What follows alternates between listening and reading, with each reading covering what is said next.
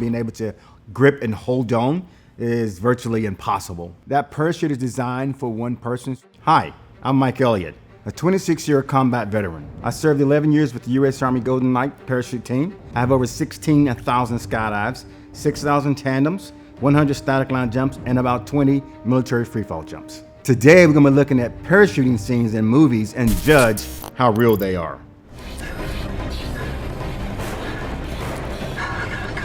So I think he did the correct procedures. With military freefall jumpers with combat equipment, they have their O2 masks on, goggles. It's a lot of moving parts. So there is a possibility that something should come loose. It takes about 15 seconds to fix his O2 pipe and put it back to his helmet. You can hold your breath up to a minute and still be okay. So he had plenty of time to fix his mask and still leave the aircraft.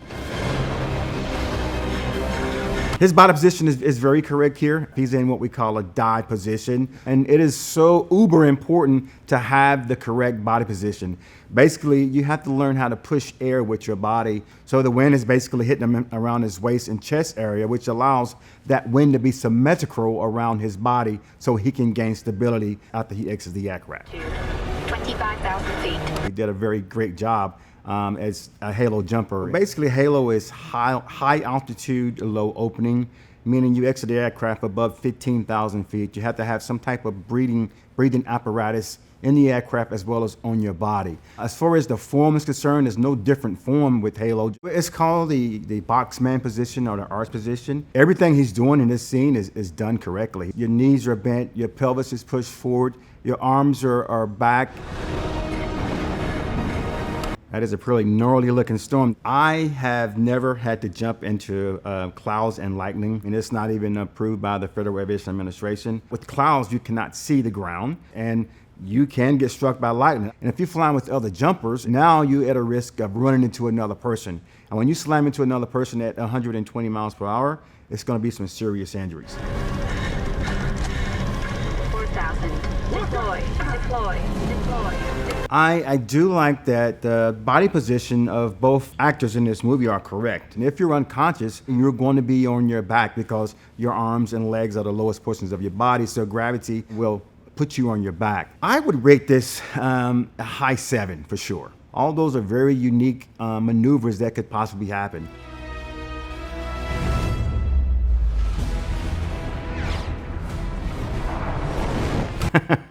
Well, very unrealistic scene. There is no way anyone could have made it through that type of debris. To bring it more home, I was at an altitude about 14,000 feet and we had some icing conditions when we stepped out of the airplane. And it was the most painful thing that I think I've ever experienced. It was like being shot in the face with a BB gun. So if you can think about getting hit by a piece of that debris, there's no way I would have left that building with a parachute whatsoever.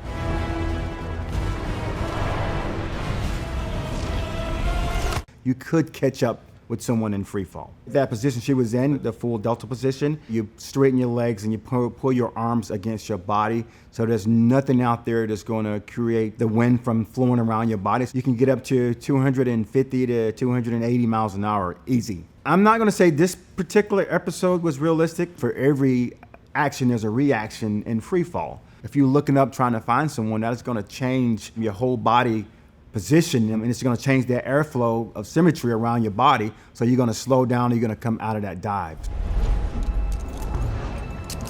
I don't know of anyone that has put a parachute on in midair. In order to put those leg straps around your legs, put your arms in that harness at 120 miles an hour with debris falling around you, I don't believe that is possible. I would say 1. Nothing in this clip to me looks real whatsoever.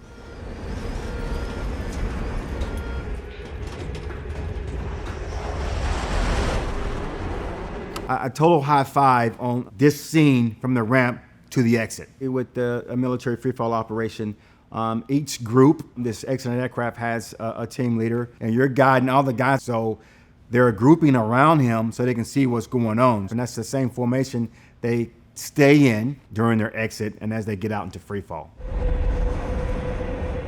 As you see here, they jump in at nighttime. Everything gets really, really difficult at nighttime because you're either flying through nods are just with your naked eye, and you can't see obstacles. You can't see the ground coming up. And in the Army, you have the round static line jumps from like the 82nd Airborne Division, and you have the Army parachute team, which are demonstrations and competitive type guys. On the special operations side, U.S. Navy SEALs or Delta Force or Special Forces, these guys are trained to put that parachute where they need to put it to do what they need to do best. So if these guys are illustrating from a spec ops side, yes, that is something that can definitely be done.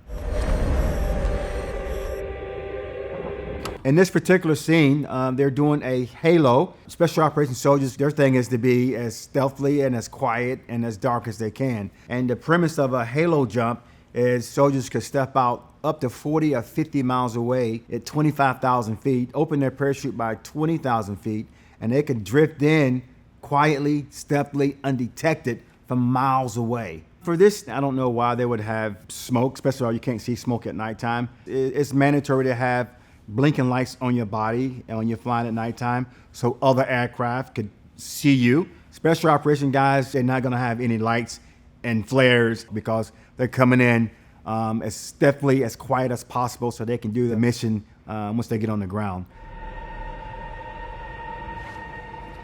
The landing, as you see, it's an extremely tight area. The tight parachutes that are military special op guys are called MC4s, MC5s. Very big, very docile parachutes. They definitely can land on buildings and in tight areas. I don't think they would land in something not tight. Not a bad looking clip at all. I would give them a 6. But I don't know how to parachute. That's okay, we're gonna tandem jump. Trust me. First of all, when was that moment that you put a tandem parachute and a tandem harness inside of the airplane? Yeah, I was the team leader for the tandem team on the U.S. Army parachute team, and I was selected to jump with former President Bush. In order to do a tandem jump, it takes a good 15 to 20 minutes to don that harness as well as his parachute system. And you have to watch a waiver video and go through the procedures because the licensed, experienced tandem instructor could take a person with no experience and he can go through the thrills of free falling. They just didn't have enough time to prepare for a tandem operation while in flight. Ready? Twist down, ready? Yep. That is a correct exit to use a seated position to leave from the aircraft. Normally, if you're doing a seated position, you have someone that's really nervous of the jump or a little heavier. So a seated position is the best way to get them out the door into the relative wind. If you notice, there's a cord coming out of the back of Dwayne Johnson's parachute. That is called a drogue. Because of the speed of 2 people together, normal speed if one person in free fall is about 120 miles an hour. Well, for a tandem, that speed increases to about 180 miles an hour. So you have to set that drogue out, which is basically a smaller round parachute to slow you back down to 120 miles an hour.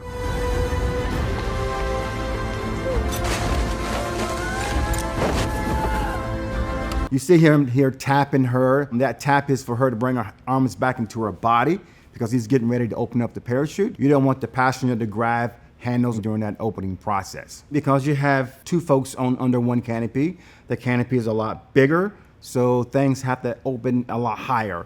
A normal tandem opening procedure starts at 5,500 feet. If you're doing a solo jump, you can take it down as low as 2,500 feet. And if you notice in the clip, the drogue kind of collapses and the parachute comes out. Very proper opening technique. I'm gonna rate this about a 4, simply because the training technique inside of the aircraft. Wow, I mean, every time I see a static line operation at this depth, it gives me chill bumps to think about soldiers in World War II, the forefathers of parachuting. With static line jumping, it's the most expedient way to put soldiers on the battlefield. If you look at some of the actual footage that happened on D-Day and Market Gardens, that's basically what you see. Numerous parachutes in the air at any given time. So this is absolutely 100% correct. I was actually an airborne instructor for 3 years where I trained parachutists how to become paratroopers. And the best way to get out the aircraft is basically you pushing the guy in front of you out the door so you can get out the door as quick as possible. And as you exit, you get into a good tight body position, which is your hands over your harness, feet knees together. And that static line actually pulls your parachute out and your parachute opens automatically. I'm going to rate this as a 10. Just amazing any and every time I see what the guy's done for us back in World War II. There are so many different facets of maneuvering your body through the air. It's called free flying. You can fly on your feet, you can fly on your head, you can fly in a ball, and it's all about learning how to maneuver air with your body and whatever position you're in. So yes, this is very, very accurate what he's doing. So we can stop here for a second. They're portraying that you could talk in the air. At 120 miles an hour, falling 176 feet per second, you cannot hear anything but the air rushing past your ears.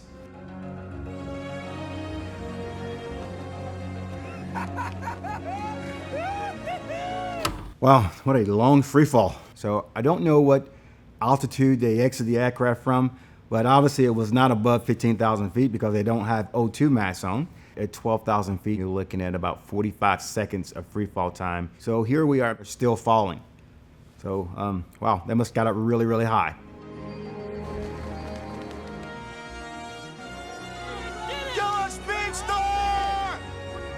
A lot of this happens on the Golden Knights. The Golden Knights have a free fall formation team, an 8-way team that go out and do these geometrical formations. This formation we're looking at is called a star formation, and what they're doing is very correct. As you see, it's kind of coming in nice and slow. You have to slow your body down to approach it to make sure you don't take that formation out. When you see the guys that are grabbing each other's wrists, that is called taking a dock on the person to your left or to your right. In order to consider it being a built formation, you have to hold on to another person, either by their jumpsuit or by their wrists or by their arms, and then for them to have an inexperienced jumper and make it to a formation with no problems. That's never gonna happen. The average person that can build a formation this size probably has about 100 jumps. When you're watching a movie that it shows a guy just putting on the parachute and jumping out of an airplane, that is nowhere near close to absolutely happening. That's a lot of time, a lot of training that goes behind doing a parachute operation. So I'm gonna say a 5 for this one.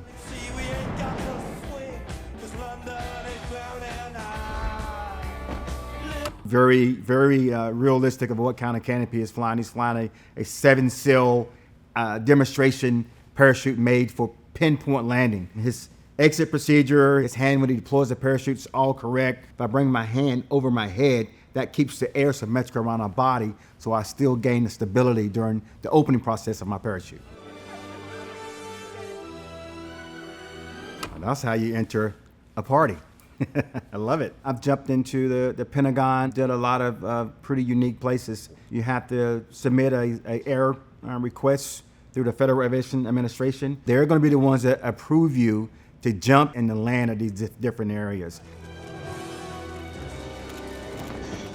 So they're a little close in this actual landing. By the FAA and United States Parachute Association, you can land no closer than 15 feet from people, and you can fly no lower than 15 feet above their heads. When you see them come across the folks' heads and land right in front of them, you would have a little more distance to that, and you would have to have a marked off drop zone, meaning with a safety officer on the ground controlling the crowd. Now, if you notice, he looks like he's just pinching the controls with his index finger and his thumb. I wouldn't advise that because there's so much pressure on those toggles. Toggles are very, very important. It's like the brakes on a car to keep those toggles secure. So you make a fist around your control, or if you like Golden Knights, we fly with our hands above the toggles wrapped into a fist for a safe, soft stand-up landing.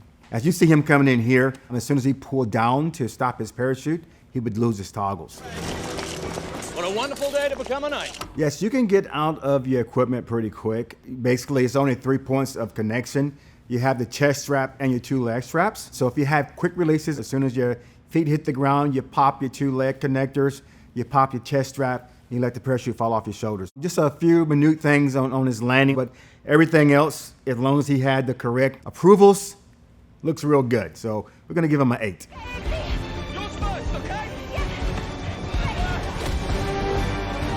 Being able to grip and hold on is virtually impossible. That parachute is designed for one person and you're not hooked up properly as if you're doing a tandem. But if I knew there was a possibility that parachute could save both our lives, then I would make that attempt to do that.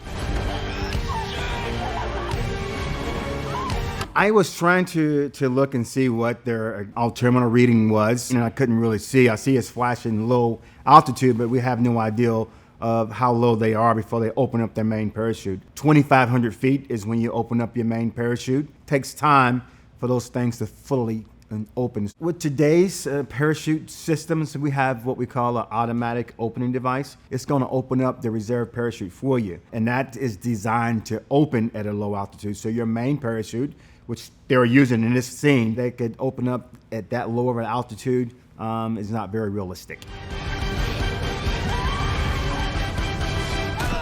To have someone attached to you and land on a target that's not doing a tandem, absolutely impossible. This is called parachute accuracy. Two people under one parachute, somebody's gonna break some ankles for sure. In that case, they should have did what we call a parachute landing fall, where you hit the balls of your feet, calf, thighs, and your buttocks, which is the softest part of your body. So trying to land and roll to those soft sides of your body is kind of what they did in this scene. But there's just no way that you can even see around that person enough to fly that parachute to a target area. I'm gonna rate these guys at a 5.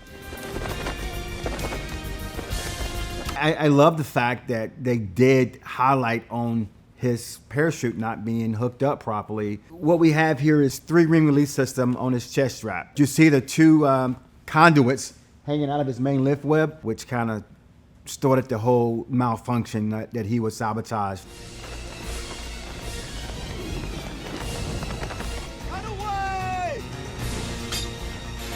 So he wastes a lot of time trying to fight this malfunction. If at any given time, look up and this thing is not flying properly, you have to start your cutaway procedures, meaning you have 2 handles. You have a cutaway handle to get rid of the bad parachute, and then you have your secondary handle, which is going to deploy your auxiliary, your reserve parachute. So he's sitting here, he's playing with this canopy, and he's losing altitude and time quickly. Anything lower than 800 or 900 feet, you stand a chance of it not opening. So now by the time he does cut it away, he's at a lower altitude to get his reserve out. And as you can see, then now his reserve handle is not working. When you have a cutaway and you have to fire your reserve, there's really not a lot of tension. So you have the strength to pull that reserve handle out. Before I pick up my parachute, I do an overall inspection of it each and every time. That's just safety procedures in the sport. So very unlikely that you're gonna have a sabotage parachute nowadays. Yeah, the guy would have never made it to his rescue. For about every 4 seconds in free fall, you lose about 1,000 feet. So as we watch him go through his malfunction, he's probably in free fall for 3 or 4 seconds trying to get that reserve to open up. And a guy's gonna cut away from his main open parachute to come down and try to save him. There's not enough altitude in the world for him to do that in this given situation. By that time, he would have impacted the ground for sure. I'm gonna rate this at a 7. We know at the bottom end, it got a little dramatic. My favorite parachuting scene is in The Longest Day. If you ever go to France, you can see that particular church that still has a parachute hung up. I truly love all of the World War II movies that show what our soldiers were up against during that time frame. Thanks for watching. If you enjoyed this video, why not click on the video above?